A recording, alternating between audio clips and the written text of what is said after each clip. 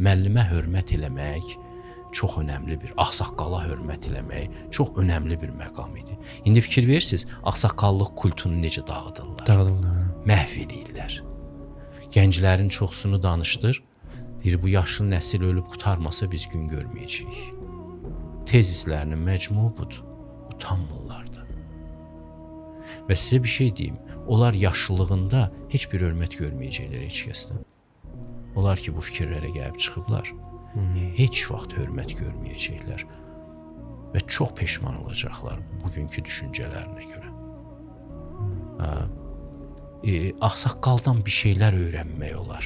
Mən məsələn gəncliyimdə 2-3 nəfərə rast gəldim ki, onlar belə mənə qulaq asdılar, 20 yaşlarım var idi.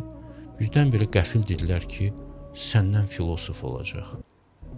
Mən də mühəndislikdə oxuyan adam, bu filosof nə olan şeydir? Niyə bunlar belə dedilər? Çox fərqli adamlar idilər. Biri mühəndis idi, o birisi həkim idi. Amma yaşlı adamlar idilər. Bir də qeyri-millətlər idilər.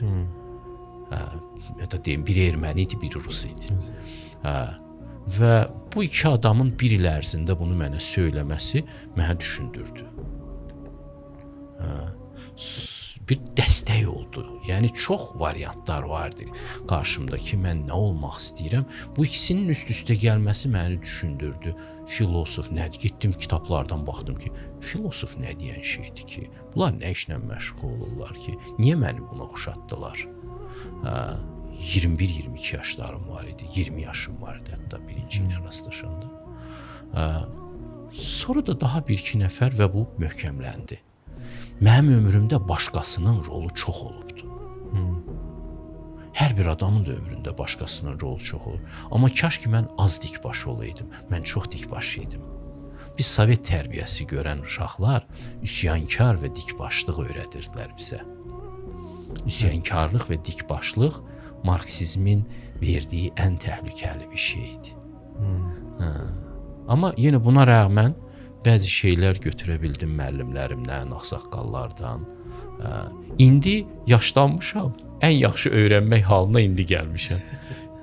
İndi o böyük adamların sözlərinə çox həssasla qulaq asıram. İndi adamlar var da 70 yaşlarında olublar, onların kitabları qalıb, indi də sağ olanlar var. Onlara çox diqqət edirəm, çünki mənim ehtiyacım var onların sözlərinə. Bəsirəti olan adamlardan məsləhətlər alanda gənclər, onda onlar öz səhvləri üzərində öyrənmək zərurətindən qismən qurtulmuş olurlar.